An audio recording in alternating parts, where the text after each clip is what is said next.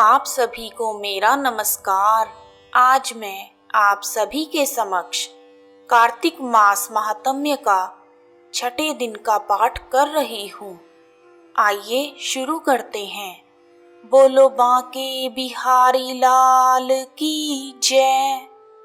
जय श्री कृष्णा। मंगलमय श्री हरि को सच्चे मन से ध्याऊं। कार्तिक मास महात्म्य का 7वां अध्याय बताऊं। नारद जी ने कहा, हे राजन, कार्तिक मास में व्रत करने वालों के नियमों को मैं संक्षेप में बताता हूँ, उसे आप ध्यान से सुनिए।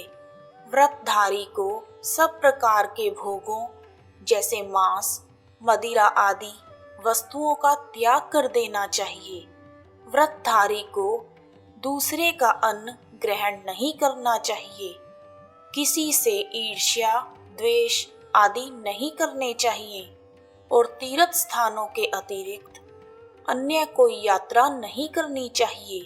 देवता, वेद, ब्राह्मण, गाय, नारी, राजा तथा गुरुजनों की बुराई अथवा निंदा कभी नहीं करनी चाहिए।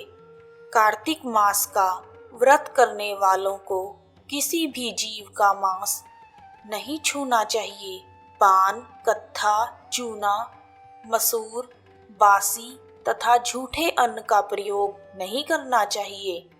व्रतधारी को अपने ही घर में बना हुआ भोजन ग्रहण करना चाहिए।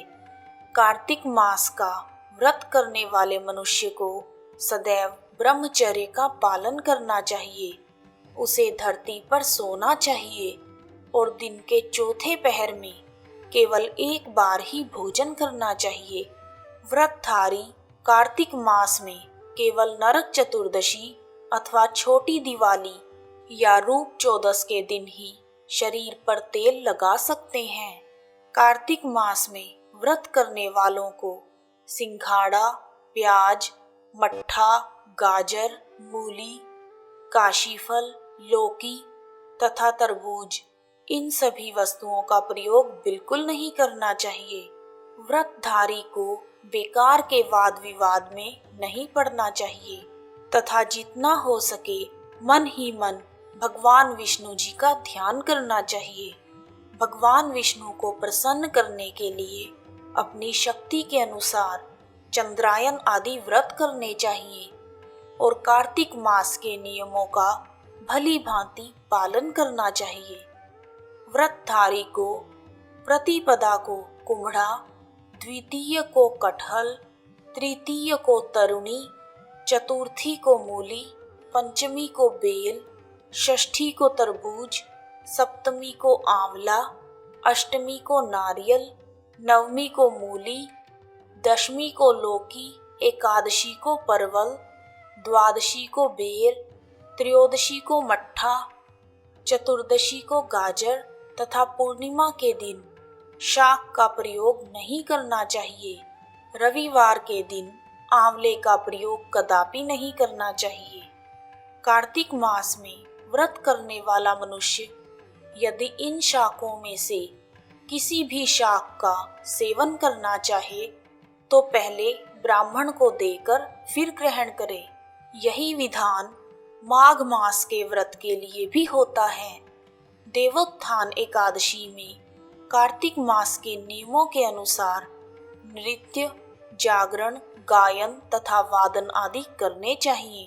कार्तिक मास के व्रत को विधि विधान से करने वाले मनुष्य को देखकर यमदूत ऐसे भाग जाते हैं जैसे सिंह की दहाड़ से हाथी भाग जाते हैं। कार्तिक मास का व्रत सभी व्रतों में श्रेष्ठ है। इसके अतिरिक्त जितने भी व्रत तथा यज्ञ हैं वह हजारों की संख्या में किए जाने पर भी इसकी तुलना नहीं कर सकते, क्योंकि यज्ञ करने वाले मनुष्य को सीधा वैकुंठ की प्राप्ति होती है। जिस प्रकार राजा की रक्षा उसके अंगरक्षक करते हैं, उसी प्रकार कार्तिक मास का व्रत करने वालों की रक्षा भगवान विष्णु की आज्ञा से इंद्र आदि देवता करते हैं। व्रतधारी मनुष्य जहाँ कहीं भी रहता है वहीं पर उसकी पूजा होती है, उसका यश फैलता है। उसके निवास स्थान पर भूत पिशाच आदि कोई भी टिक नहीं पाते।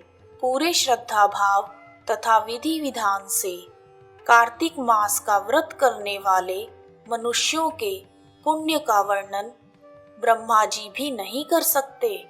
यह व्रत सभी पापों को नष्ट करने वाला, पुत्र पौत्र प्रदान करने वाला और धन धान्य की वृद्धि करने वाला है। इस प्रकार कार्तिक मास के महात्म्य का 7वां अध्याय पूर्ण हुआ। श्री कृष्ण गोविंद हरे मुरारी, हे नाथ नारायण वासुदेवा। श्री कृष्ण गोविंद हरे मुरारी, हे नाथ नारायण वासुदेवा।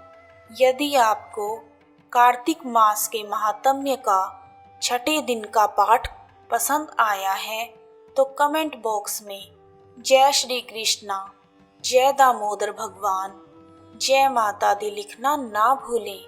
आप सभी का हार्दिक धन्यवाद। जय श्री कृष्णा।